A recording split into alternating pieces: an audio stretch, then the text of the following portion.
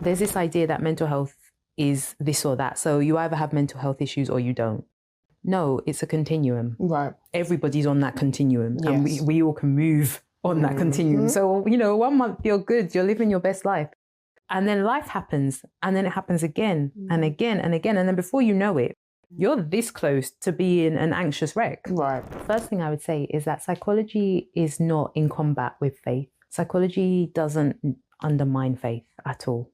And I say this as a psychologist who is rooted in my faith. What people say and what research seems to suggest is that EQ becomes more important as you get older. It surpasses IQ in importance when it comes to career success and relational success. Why? Because if you don't know how to be with somebody, if you don't know how to relate to somebody, if you ever want to aspire to, say, be in a leadership position, if you can't inspire your team, if you can't understand your team, it doesn't really matter how intelligent you are, you're not going to be able to lead them effectively. Children spend way too long on social media, but also like on devices. So tablets, laptops, phones, playing games, watching videos, way too long. It's not good for their brains. Their brains aren't fully developed yet. And it is having an impact on brain development. There's research to show us this. We know it is.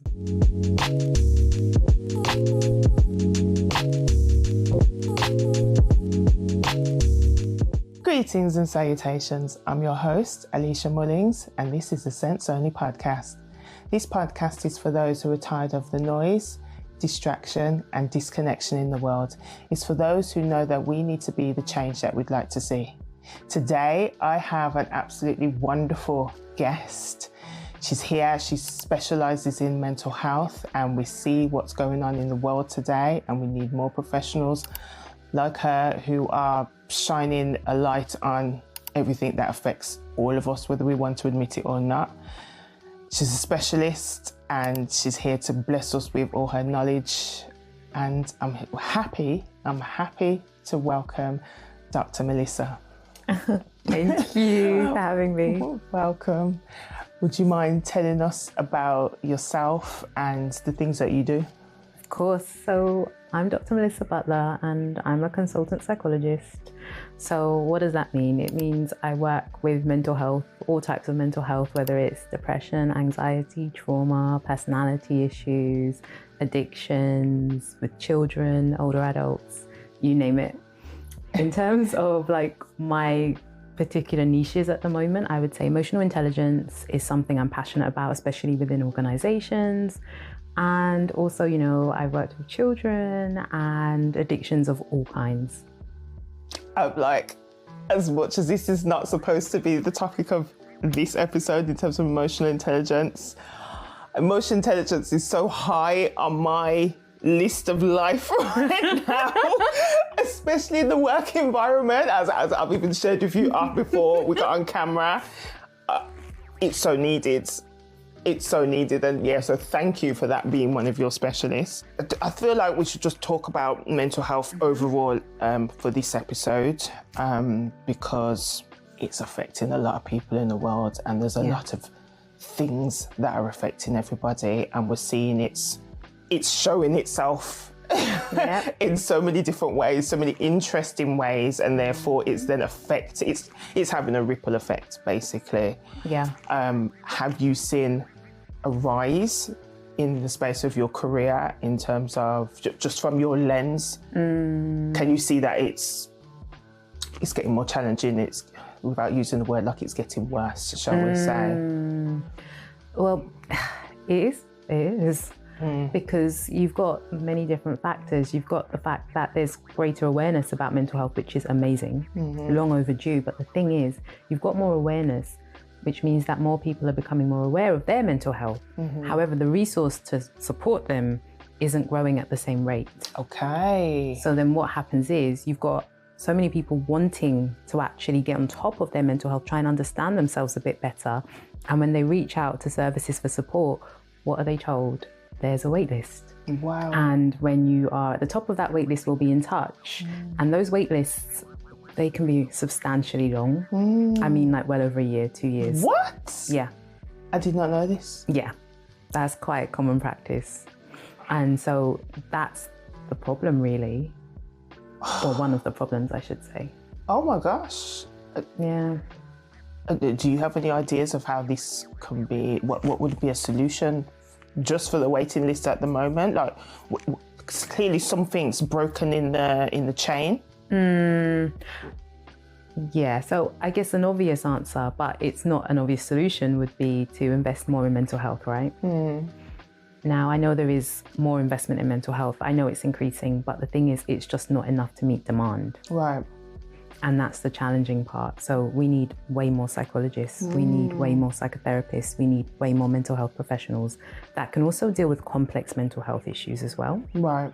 And then we might be able to make some headway in trying to help people get the support that they so desperately are asking for. Right.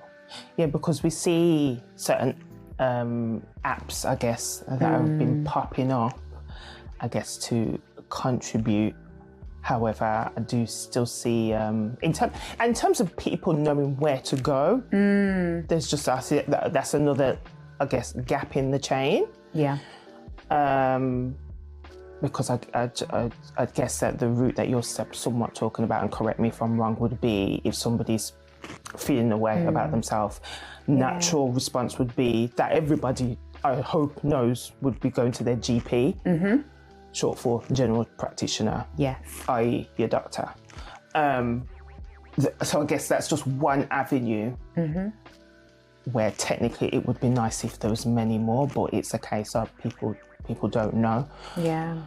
Oh, interesting. That's put a whole new spin on my brain, because I'm like, okay, it's deeper, because I guess and because we're in the UK, it falls under National Health Services. Yes. Which I guess what you said in most beautiful words is struggling. Okay.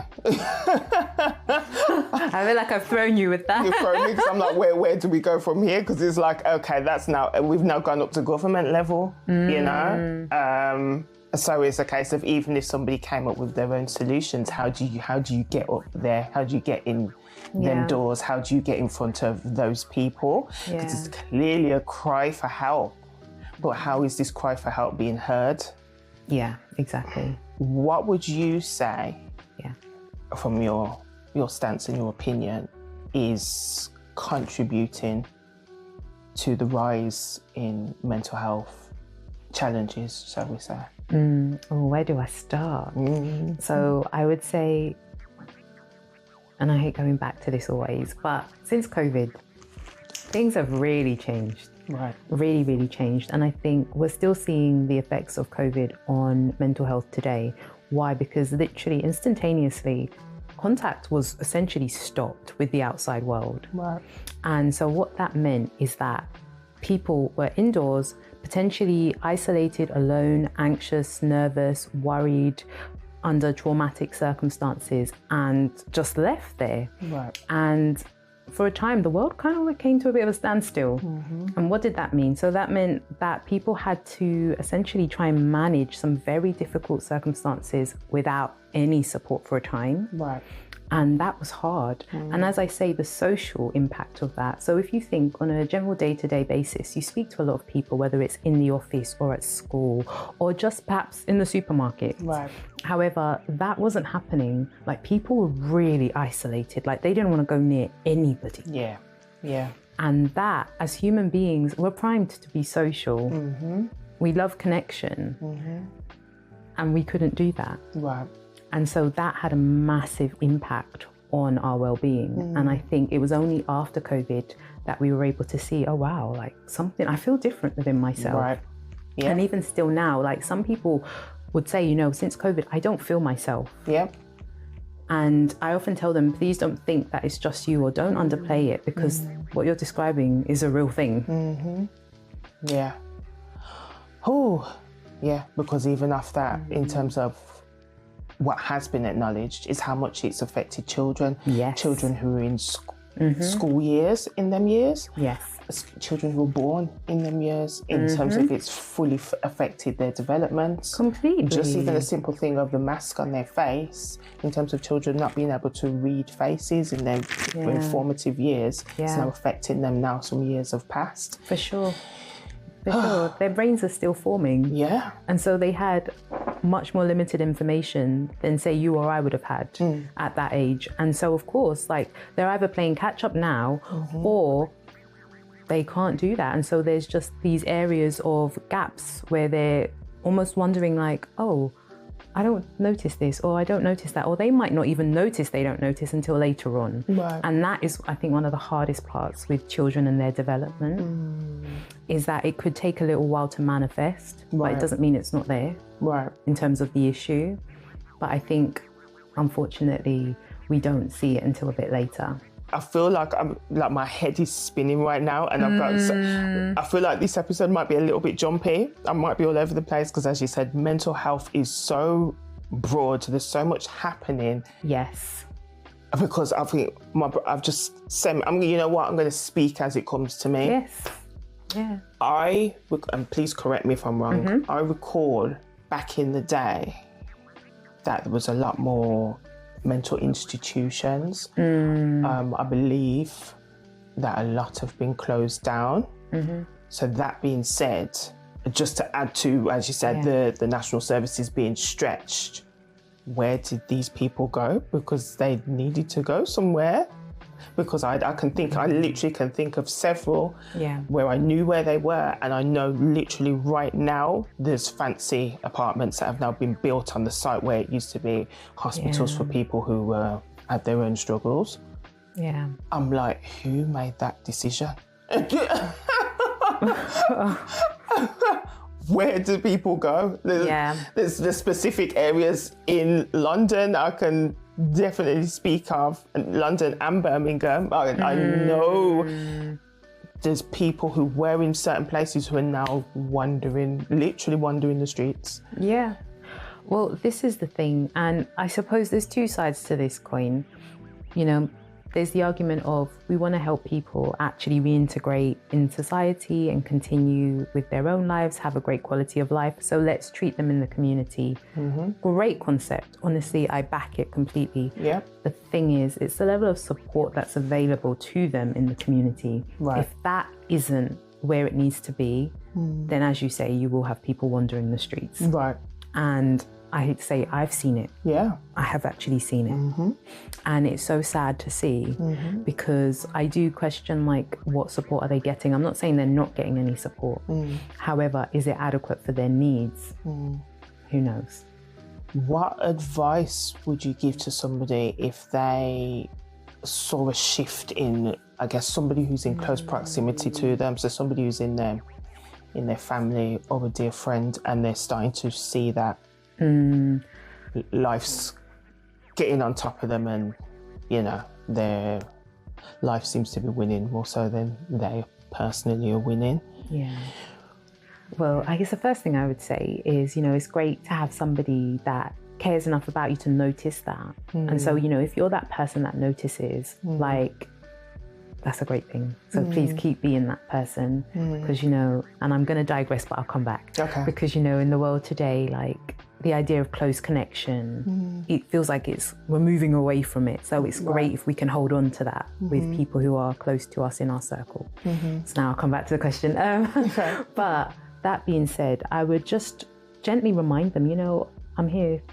Like, I don't know how you are at the moment. I don't know if there's anything going on that I don't know about, but I just want you to know that I'm here. Like, if things are feeling a bit heavy, if things aren't feeling like how they used to feel, like, you can talk to me. You don't have to talk to me, but even just telling me, you know, I don't feel great, or, you know, I just feel like the world is on top of me right now. And then, you know, saying to them, you know, you don't have to deal with it on your own. We can think about it together. We can see what support is available. Because one thing I see so often is people thinking that if they're struggling with life, that there's something wrong with them, that they have to try and solve the problem themselves, that they're weak, that they're incapable, that they're not resilient. And I try and move people away from that idea because it's a myth. Right. Life happens for everybody. Yep. Sometimes it's amazing. The sun is shining, the birds are singing. And then sometimes it's like storm after storm after storm. Right. And I think it's unrealistic to think that people know exactly how to manage those hard times. How do we know? There's no manual. We're going through it day by day. And so I think it's just extending a bit of grace to ourselves and saying, you know, I'm a human being and I struggle. Right. Yeah. Yeah. I hear you. I asked that because I'm just literally thinking that I know I've had very challenging conversations, literally several in the past since I was in the States. So that was the top of December, top of last month. Yeah. And I've seen some people who are really, really struggling with their mental health. Like, for example, when I was in New York, a family member, he's an ex-vet, so he used to be in the Navy, and he looked me in my face because I asked him what was going on, and he literally said he's got PTSD. I was like, okay, cuz what's happening? Because he said, then telling me, you know, so I says, do they not provide support for you? Because obviously I'm in a different country, but how America's set up is different to how we're set up over here. And he says, yeah, they've got the VA, which I believe is short for like vet like assistance. Yeah.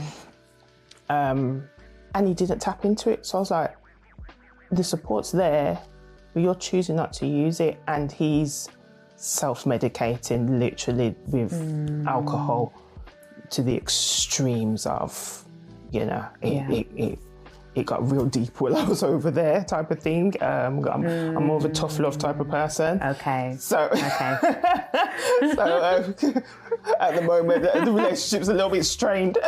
But I know deep down he appreciated the exchange that we had type of thing, you know. And it's family, so it's all love because what? Sometimes people need hard truths. And you need, if you know your people enough, you know how to talk to them type of thing. Yeah. Well, so I put a pin in him. Back here on these shores, men again, several friends, another one who smokes a lot to try and escape. Yeah. Another one, he actually owns that he's got struggles mentally type of thing. Yeah. I tried to encourage him, this was literally days ago, I tried to encourage him to get the help. I was like, there's counselling out there. And the kind of person I am, I'm very fix-it. Okay. So I think people who watch this podcast will probably start to get that energy about me. So I guess, I'm very, what's the problem? How do we fix it? Okay, got it. Yeah. So and it's like I'll put my whole self forward to do something. Say, you can't fix it. What do you need? I will fix it. Let me know. Yeah. But he didn't even want to receive that type of thing. He was just like, I'm a Taurus. I move at my own pace. I will do it. And then the whole heap of projection and all sorts started happening. I was like, okay. And the list goes on. Yeah. So I'm like, how do you help these people? Literally, because if you're putting yourself as I say, somebody who cares for these people, you see they're falling down a hole of despair. You're like, as you just beautifully said, I'm here. How do I help? But there's that level of rejection there. Yeah. Yeah. And I think what you just said, that spot of, you know, putting yourself out there and saying, you know what, I've got your back. I'm here to support you.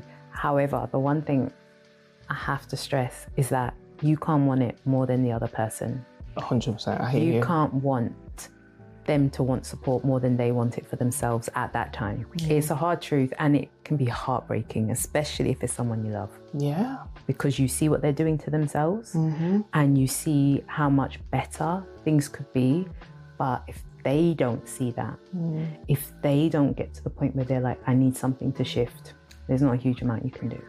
So that being said, it's just a tricky spot there, though, because as you've just said, you put yourself forward to be like, I want to help you. And as I've just shared, I've given a couple of testimonies of where I've done that literally in the past month to multiple people, and they're like, I can do bad by myself type of thing. And therefore, as you said, because you love and care for these people, then does it I can only speak for myself. There's a shift, and this is not making it about me. This is me, I guess, in terms of my own personal boundary of then my own health. Yes. How, you know, the maintaining of myself, because you don't, as you just say, you don't want to watch somebody or people who you love and care about descend into their hole. So respectfully, as much as you want to be there for them, I guess there's a point where you're like, okay, I'm going to have to just step away with love. Yeah, sometimes it does get to that point. It really does. And I just use the example of, say, substance use. Let's just say you love somebody who, using the example that you gave before, drinks too much alcohol, but way in excess, to the point whereby they become a different person when they're under the influence. As much as you love them, not only is it difficult for you to see them like that, but also potentially it could be dangerous for you to be around them when they're like that, depending on how they respond to the substance.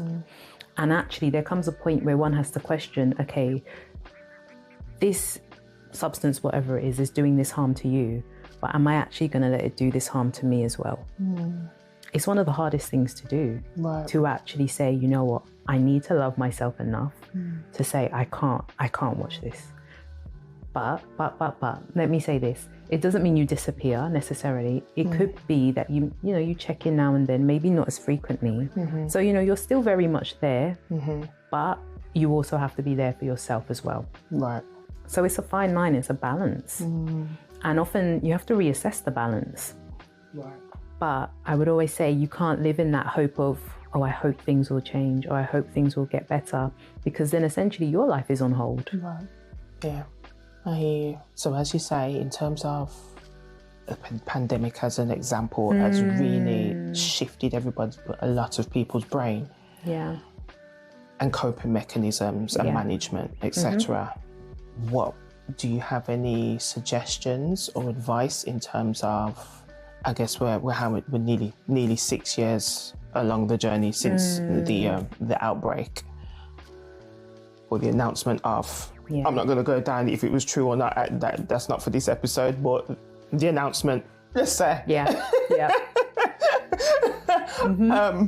How can people help themselves, basically? How can they help themselves? That's such a big question. That's a huge question. I know. No, but it's fair. You know why I like that question? Because that is what people will be asking. Okay, how can I help myself? Okay, one of the first things I would always say is know yourself. This is what this podcast is about. Listen, if I say this every episode, know yourself. Oh, do you say that? That's all I need. Okay. All I need is for people to know themselves, Don't worry about knowing the other person.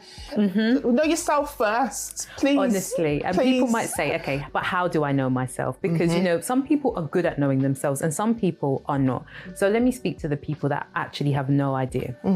Now, and this is when, I get a bit serious, because actually maybe you don't know yourself because you yourself have been consistently stepped on by other people. You've consistently been not good enough, rubbished, just insignificant. Okay. So then you become like a shadow of yourself. So you actually don't even know who you are.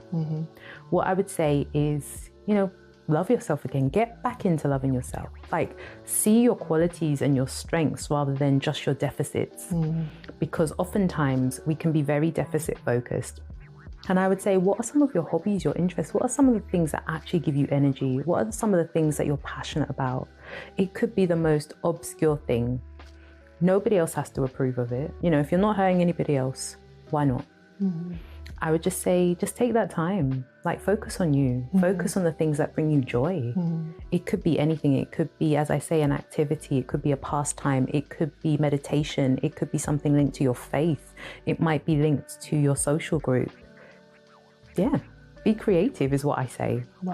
And also, you might develop new hobbies and interests. So it doesn't even have to be something that you've done for years. It could be something new that you've always had a bit of an interest in, but talked yourself out of it. You might just want to get back into it. Why? Because you'll learn things about yourself through doing these things. And you'll be like, I like this about me. I want to keep doing it. And so it's just small things like that you can do to say, you know what, I am good enough. I am okay. Even if, there was all this talk that I heard growing up about who I wasn't, that I'll never amount to much. It's okay. Put that to one side. You live your life now. Love that. And one thing that I always personally identify that can be very challenging to a lot of people, one thing I would say, environment's everything. Yeah. Yeah. Yeah. I think as you more and more you just observe things and know yourself, you see how certain environments are really affecting people, and it's micro and macro level. So it can be micro in terms of your actual household. What's going on in your household? Is it chaotic? Is it in order? Who's in there? What state are those people in? And you know, because this is people who are in close proximity, you know what I mean? And then even if it's not a person who's in your household, if you've got a partner who lives in another house, but then they've got things going on, these are things that are affecting us. So I'm like, take stock. And then on a broader scale, in terms of home, in terms of us, we're on an island. The islands that you live in, or the city or town or whatever that you live in, what's happening there? How is that affecting you? It's true. As much as we don't want to acknowledge certain leadership, you have to acknowledge the leadership of like who's running the place where you live, type of things. Yes. You know, it's just about, I think, people waking up, paying attention, looking around. You know, like when one of the key examples is, correct me if I'm wrong once again, when people say that look around somebody's home. Yeah. Or their immediate environment. So it might never be their home, might be their, if you work with somebody, their desk, how their desk is set up. Yeah. Does it look like a madness? Because a lot of the time, is that a reflection of what's going on up here and in here? If you are happy to sit in the chaos, is your mind chaotic type of thing? So taking stock of these things, and then even if it's not you yourself, if it's your partner, does their car, inside their car, look like a madness? Or your car look like a madness, or whatever? You know? And if that be the case, I'm like, once again, how do you approach that? My favourite topic, EQ. Oh my gosh, for those who don't know what EQ means, emotional intelligence, it's a soft spot for me. Okay. Actually, would you like to just break down for those who can't even work out what emotional intelligence means? It's such a big topic. It's huge. So, you know, and I'm going to go back a bit to come forward. So, you know, for a long time, it was the idea that if you're intelligent, you are book smart. So you've got a high IQ. If you've got a high IQ, you're intelligent. Fine. However, what we started to figure out in more recent times is that IQ is only part of intelligence. Actually, your EQ is a massive predictor of things. So now we're realizing that IQ is only part of the picture and EQ is actually a massive deal. So EQ is essentially like, how are you with people? Like, what is your social intelligence like? Do you understand people in terms of maybe their unspoken cues that they're giving you? Even if they do share something with you, what do you do with that? So let me give you a great example of perhaps not the best EQ. Let's just say somebody's talking to you about something really hard for them, really, really hard. And because you don't know how to sit with that, you burst out laughing. Right, okay. Now, it's not necessarily because you're an insensitive person, it's because you don't know what to do with somebody else's high emotion. So in order to avoid it, you detract from it. That's not great EQ. Right. Does that make sense? It makes all the sense in the world. I literally just had that at work. Oh, really? Yeah, because I've been in close proximity to a lot of death in the past couple of weeks, which I've shared on the podcast in couple episodes before this one comes out. Literally, one of my colleagues, because I'm usually seen as bubbly, happy, smiley, and then, you know, are very approachable. And I think with my accent as well, it makes me even more approachable. So people are used to a certain energy from me. So, and the thing is, on that day, I was somewhat giving that energy as similar, shall I say. So one of my colleagues, she came up to me and she literally was just the usual niceties. Yeah. How was your weekend? Because I am me, I just talk the truth. Yeah. And I was like, oh, I just experienced X amount of deaths over the weekend. And bless her, she just, and then walked away. I was like, rah. Oh, wow.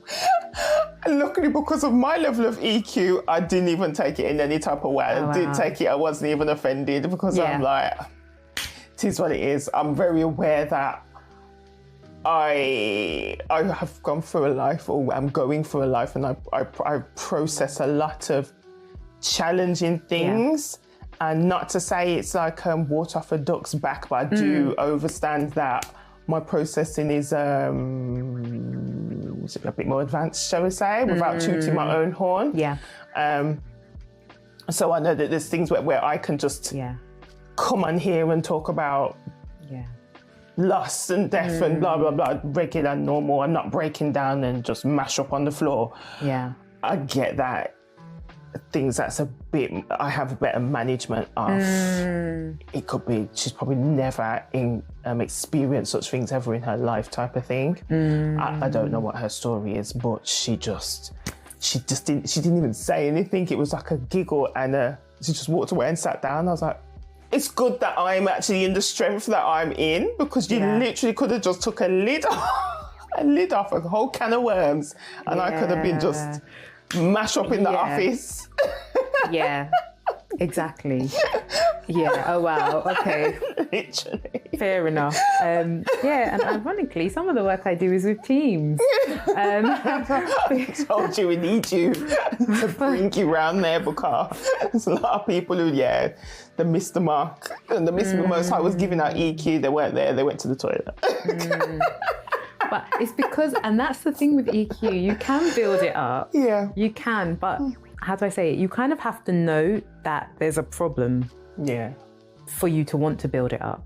So most people undervalue how important it is. So they're like, it doesn't matter. It's okay. It's not a big deal.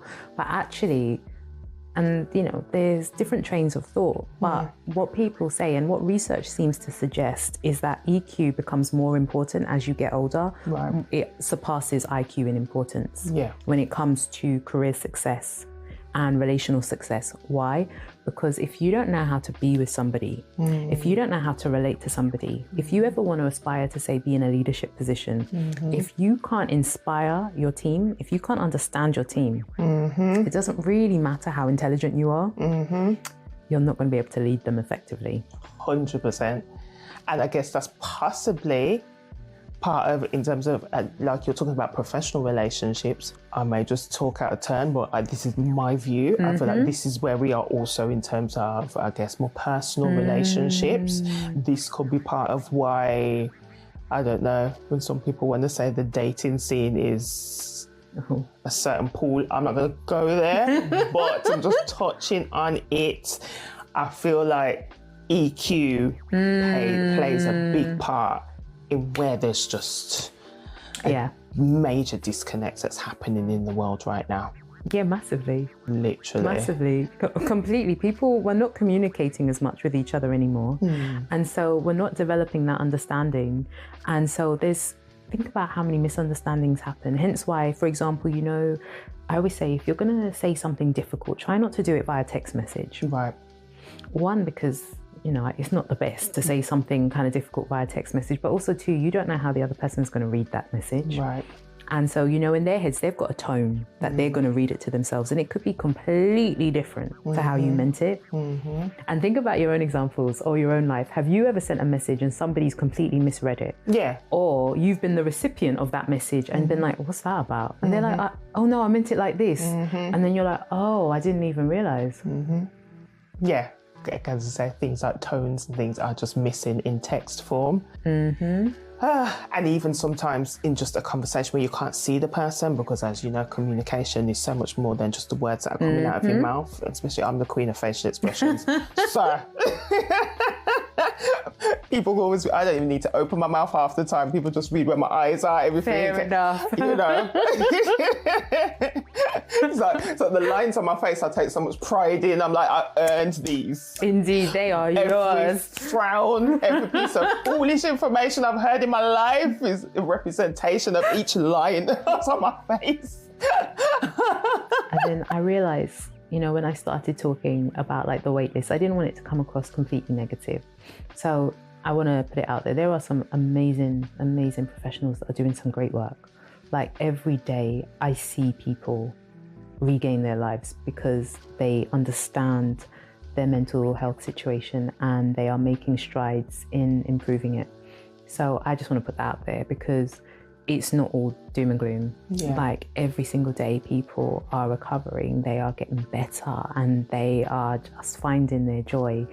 And yeah, I hear it, I see it with my own eyes. And so even though, yeah, there might be a little bit of a wait sometimes, but I would encourage people not to let that put them off seeking support in the first place. It's a non-negotiable, like it's there. Yeah. So we might as well make use of it. It's funny you say that. I literally just had this conversation with like two of my colleagues, what day were we on? Last week. Because people like to just rock up at my desk and just have a chat, which is flattering. Indeed.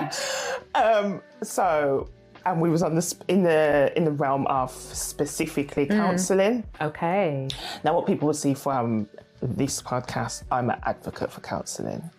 Counselling gives me joy, literally. Whoever decided this was a thing, I salute you. Thank you. Let's all tap in.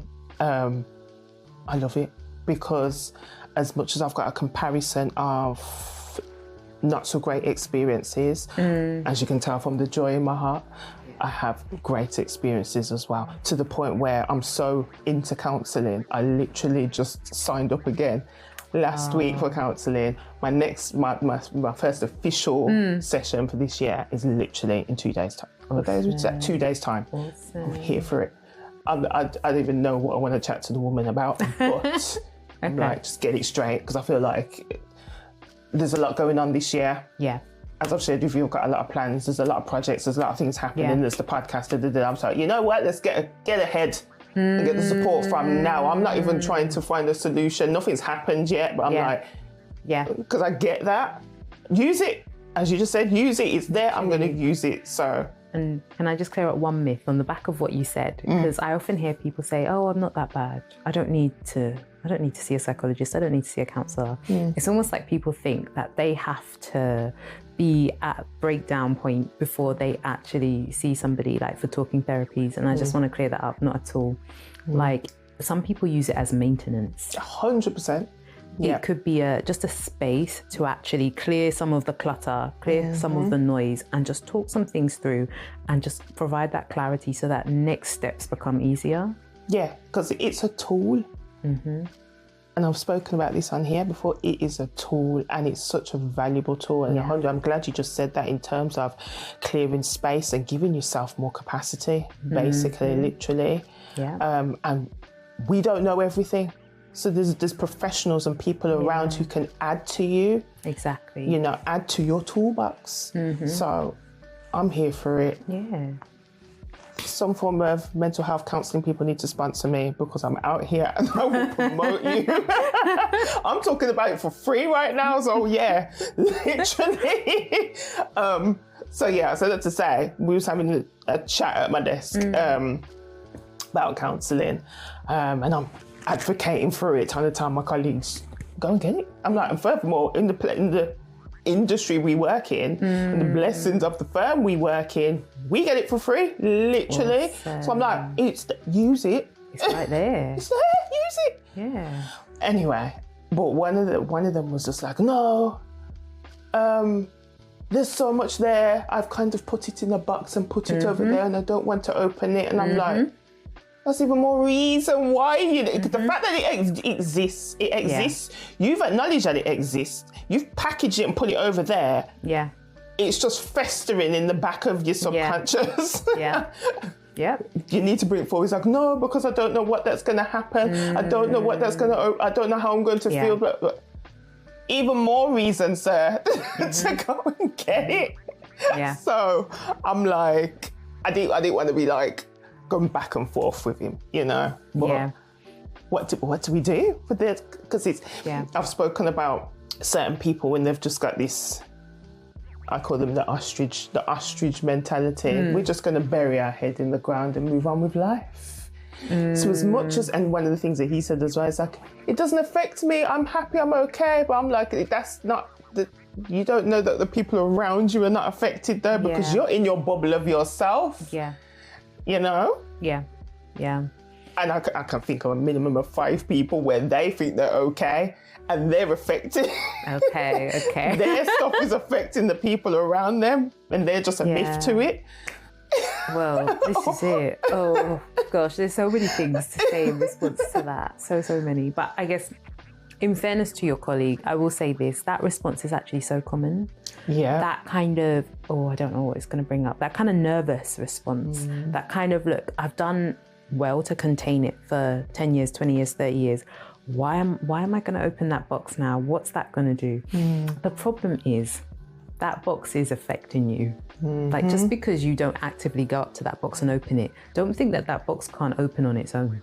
Oh, that was a mic drop. I didn't even, think about that, I guess that ties into triggers, doesn't it? Completely. Okay. Completely. I see you. You're just going about living your life. Something happens and then all of a sudden that box, everything's spilled out of that box. And I always encourage people, try not to wait for that point, because when it spills out, it doesn't spill out neatly or nicely. I was going to say, in terms of another thing that I've heard from people is, can't afford it. Yeah.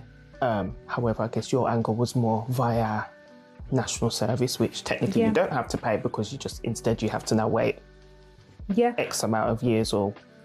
Yeah, but in fairness, there are some services within the NHS where there are shorter wait times. Okay. And so every area, unfortunately, has a different wait list procedure and also length. So some places, there might be no wait at all. So you might get assessed and then you might be able to start working with somebody pretty much straight away. So I would always say, don't delay, because even if there is a little wait, it's better to be on the wait list from the outset rather than waiting 6 months and then being put on a wait list. That doesn't help you. And so, that's that. We've got religious communities who we love and we respect. I guess you can probably work out where I'm going with this. Their angle would be, if somebody's struggling, go and pray about it, or I don't know, go and talk to your pastor about it, whatever or whomever, whichever religion or faith you've got, the equivalent. And that's great. However, we know that there's still also a value in an actual trained professional. Yeah. What could we say to those people to encourage them to still use both? Of course. First thing I would say is that psychology is not in combat with faith. Psychology doesn't undermine faith at all. And I say this as a psychologist who is rooted in my faith.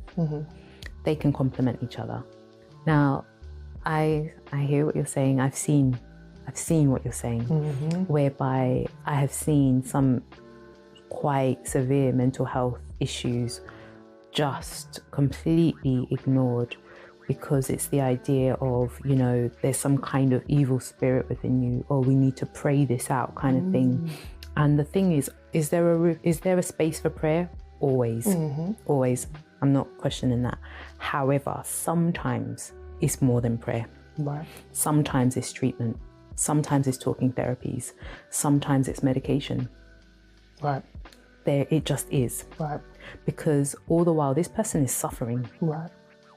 And the thing is, when it comes to really severe mental health issues, we don't know how deep and rooted the suffering is. And we really don't want to ignore it, because the longer we ignore it, the harder it is going to be to treat.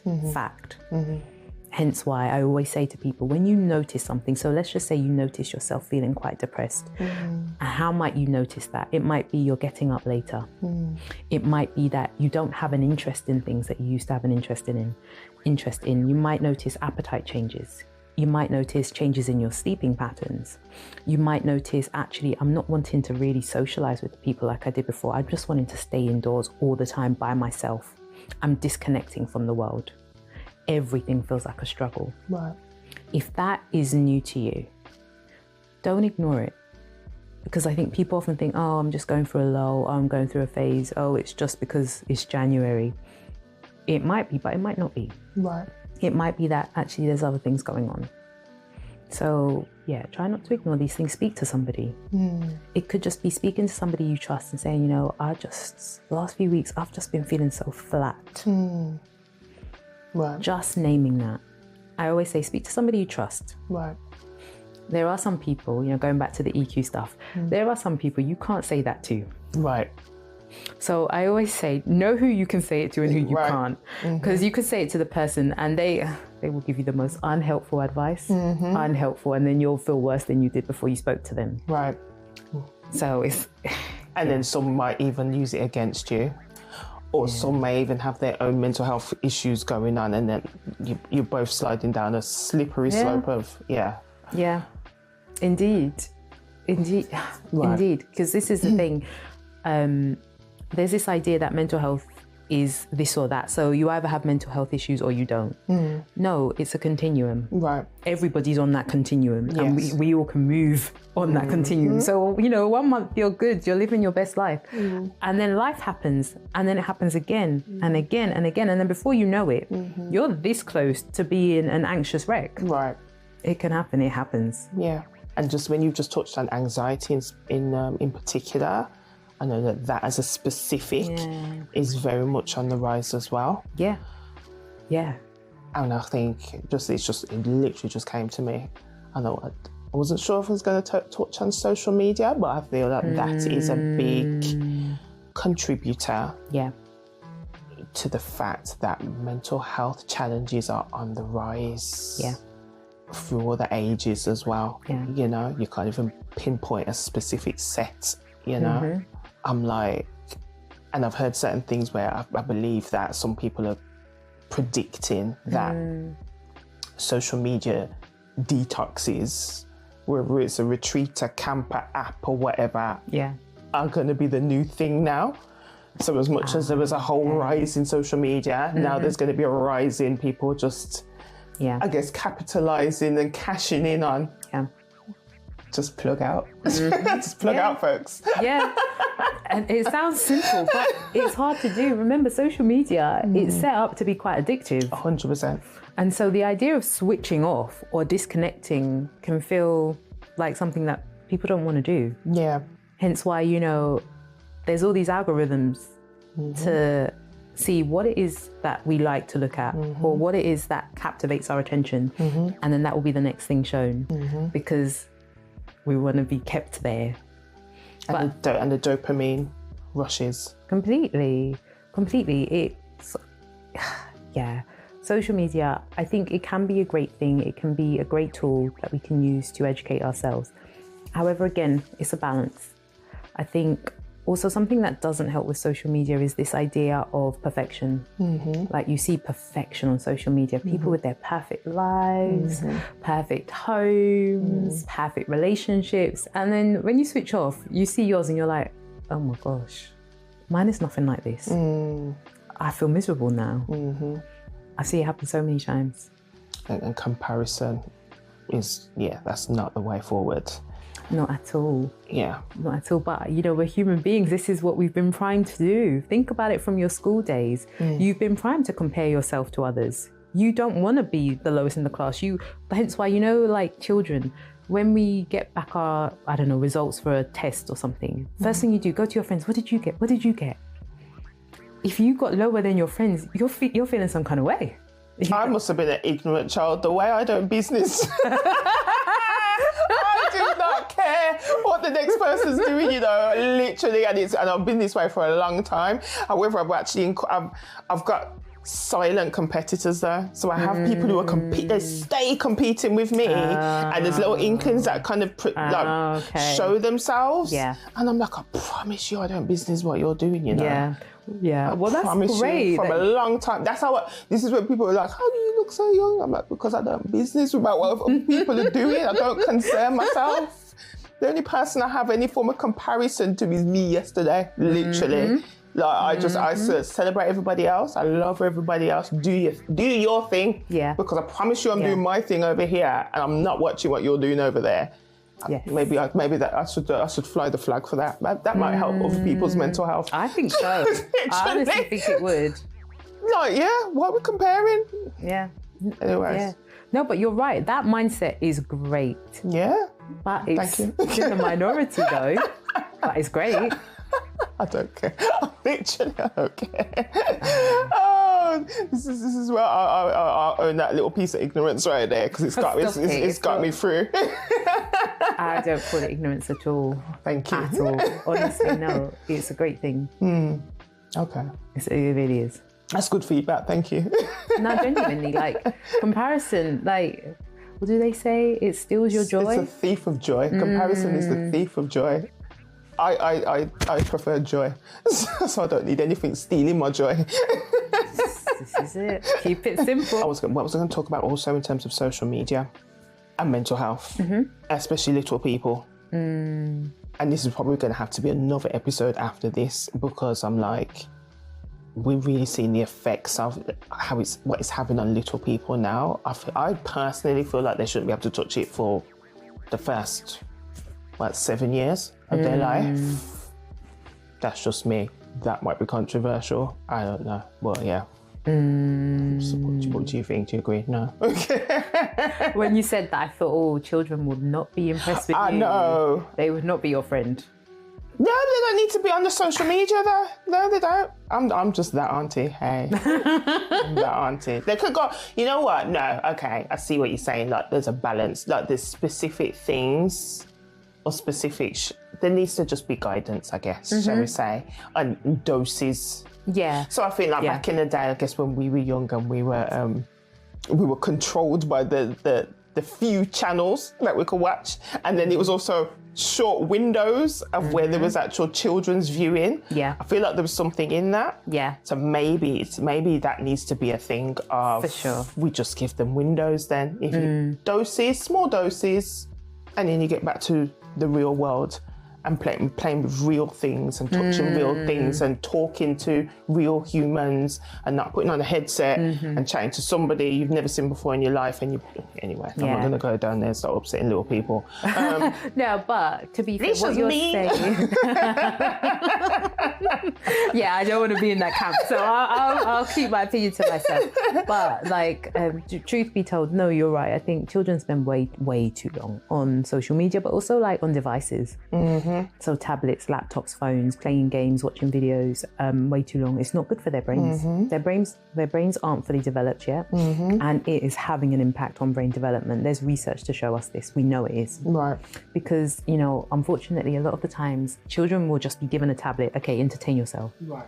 And they're just left by themselves in a room whilst, whoever's with them just gets on with stuff. Because I get it, you've got your own things to do. But the thing is, we need to be more actively involved with our children's development. And, as you said, back in the day, we didn't have these things. No. We had to play games, go outside, get some fresh air. We lived for outside. Literally. When you're upset, you have to come back inside. Literally. I you just took me down memory lane. I remember one time, my hand was, the chilblains were so deep in my hands because I was outside, and clearly the fact that my hand is freezing up did not inspire me to go indoors. Nope. It was only until I was told to come in. Yeah. I swear I probably was close to losing my fingers. Is how long I was outside living my best life. But this is it. Even though you had the physical scars from it, literally, it didn't take away the happiness. This is it. But that's the thing though, and I think that's the problem. As you said, children there, and also who are they interacting with? That's a whole nother thing. Right. I hate to say it, but there are so many predators on the internet nowadays. Right. So many. It's scary. So scary. You have no idea who they're talking to on these games. And that is a massive concern. And I know that, you know, there's things to try and be done to limit their exposure to it and to try and block some of these sites. But the thing is, new ones are always coming up. Right. Wow. And bad people will always find a way to go around these loopholes. Excuse me. Touching on so many things. That's like, yeah, mental health is a whole... all the things. Yeah, this was never going to be a neat, okay, let's follow this road kind of thing. It was never going to be like that. It's never going to be that. But you know what? I guess it's a beautiful introduction to you. It's a beautiful introduction to, I guess, some people who may not have actually took time to really think about the certain things within mental health. Yeah. And in the future, you come back to the podcast, we can dive deep into specifics. We can now nicely package it and take it from there. But like, so many things to discuss. It's like even, and it's interesting, yeah, because I was talking to one of my big cousins a few days ago, and he was telling me now that the youth on the street, they're now in a space of, because they're so honest with things and they're so, they just say things so straight. Yeah.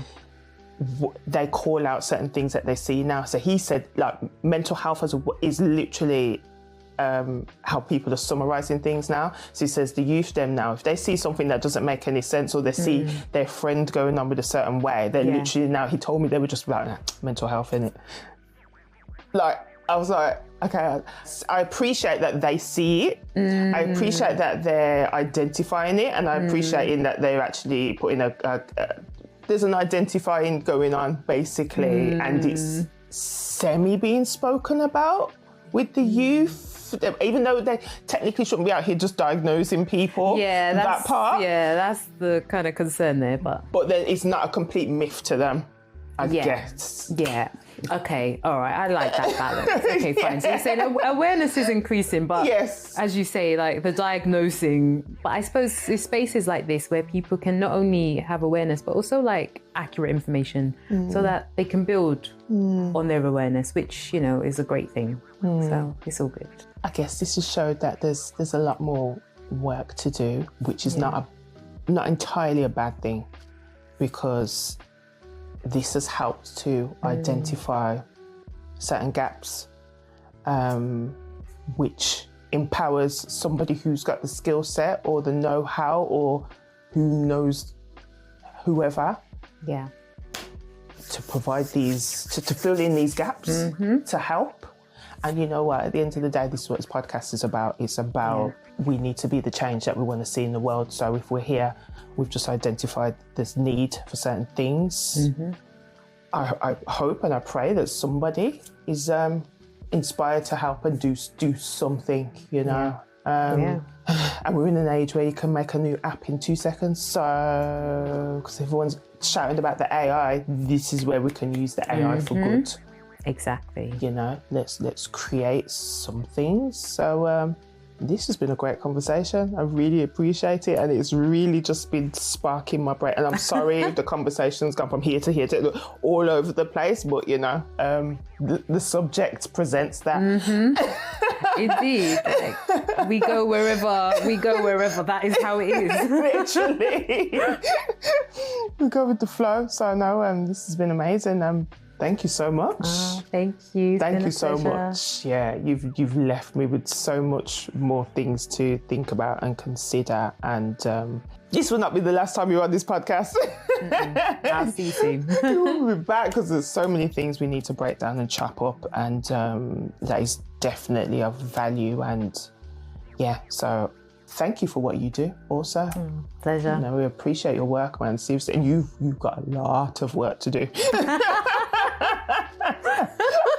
If there's anyone who's got a secure career around here, it's you. So, yes, we thank you. Thank you for your service. Amazing. And do you have any final words that you'd like to share with the people? Genuinely, it's just to reiterate that mental health issues are not taboo. Even if that's what you've been told, please ignore that. And I say that confidently because, as I say, life happens for everybody. So I'll leave it at that. Thanks. Thank you. And another wonderful episode. And I'm sure your brain is spinning and sparking just literally like mine. And we've touched on so many things, and I believe that we will narrow it down to all the nuances that is the very interesting world that is mental health, that whether we like it or not affects all of us, because we all have a mind, we all have a heart, and we're all here. And let's all definitely take from this to stay connected to ourselves, but also stay connected to the people who we love and we care about, and just have an awareness for ourselves and have an awareness for those as well. And this has been an amazing conversation. And as usual, I ask, if you've loved this conversation, once again, feel free to subscribe, like, comment, and most importantly, share it with people you know that are very much going to find value in this conversation and everything else that happens on this podcast. And my final word is stay blessed.